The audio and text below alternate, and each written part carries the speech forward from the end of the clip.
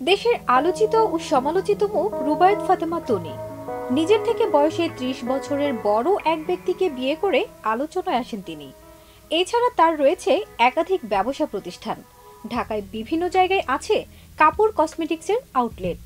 কাপড়ের লাইভ করে পরিচিতি পাওয়া তনি এবার সেই কাপড়েই করেছেন ভোক্তাদের সাথে প্রতারণা।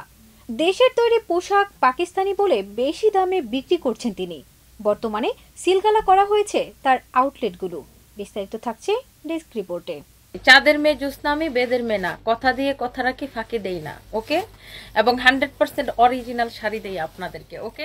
এক ভোক্তার অভিযোগের পর শুনানি শেষে সানভিজ বাই তনি শোরুম সিলগালা করেছে জাতীয় ভোক্তা অধিকার সংরক্ষণ অধিদপ্তর। রাজধানীতে কয়েকটি শোরুম আছে রুবায়েত ফাতেমা তনির। অনলাইনেও বিক্রি করেন পোশাক এবং কসমেটিক্স। তবে এবার আলোচনায় আসেন প্রতারণার অভিযোগে। দেশি না বিদেশি, আবার বিদেশি যদি হয় এটি পাকিস্তানি কিনা একটু দেখে বলেন। ভোক্তা অধিকার অধিদপ্তর বলছে, তৈরি পোশাক বিক্রির লাইসেন্স নিয়ে অবৈধভাবে কসমেটিক্স বিক্রি করা হতো এই আউটলেটে।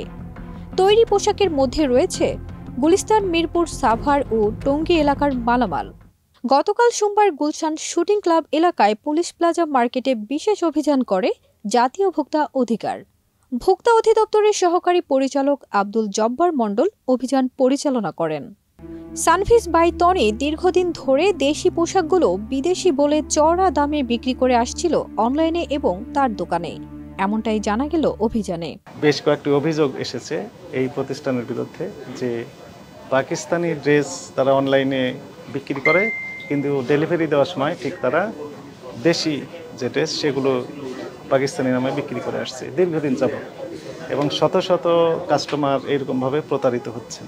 অনলাইনে পাকিস্তানি ড্রেস বলে বিক্রি করে, কিন্তু ডেলিভারি দেওয়ার সময় দেশি ড্রেস দেয় বলে ভোক্তাদের অভিযোগ রয়েছে। জানা গেছে শত শত কাস্টমারকে এভাবে প্রতারিত করা হয়েছে। তারা বলছেন যে এটি পাকিস্তানি ড্রেস, এর সপক্ষে যে কাগজপত্র আমরা চেয়েছি কোনো কাগজ তারা এখনো দেখাতে পারে নাই। প্রতারণার বিষয়ে অভিযোগ এলে তাদের শুনানির জন্য নোটিশ করা হয়েছে। তারা সেটি দেখেও জবাব দেয়নি। তারা যেহেতু কোনো জবাব দেয়নি এবং উপস্থিত হয়নি, তাই ভোক্তা অধিদপ্তর এই অভিযান পরিচালনা করেছে। অভিযানে অভিযোগের সত্যতা পেয়েছে।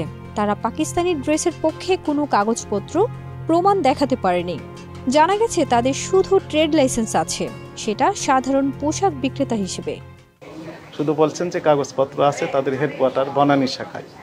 তো এই জন্য আমরা বললাম যে ঠিক আছে, তাহলে বনানী শাখায় যেহেতু আছে, তাহলে আপনি এই কাগজপত্র সহ আমাদের অফিসে দেখান যে ইম্পোর্টের যে কাগজ। আব্দুল জব্বার মণ্ডল জানালেন, আমরা তাদের শোরুম বন্ধ করে দিয়েছি। এখন তারা কাগজপত্র নিয়ে ভোক্তা অধিকার সংরক্ষণ অধিদপ্তরে হাজির হয়ে প্রমাণ দেবে। এছাড়া কতগুলো কাস্টমারকে এসব ড্রেস সরবরাহ করা হয়েছে সেসব তথ্য দেবে। কতগুলো কাস্টমারের কাছে এই ড্রেস বিক্রি করেছে এবং তাদের ইম্পোর্ট প্রাইস কত ছিল, তারা কী পরিমাণ লাভ করছে, এই বিস্তারিত তথ্য আগামী দিন সকালে অধিদপ্তর উপস্থিত দেখা দেওয়ার জন্য নির্দেশনা দেওয়া হলো। লাইভে এসে নেটিজেনদের মন্তব্যের প্রতি উত্তর দিয়ে সোশ্যাল মিডিয়ায় সবসময় আলোচনা সৃষ্টি করেন রুবায়েত ফাতেমা তনি। তবে তার ব্যক্তিগত জীবন নিয়েই বেশি কটাক্ষের শিকার হতে হয় তাকে।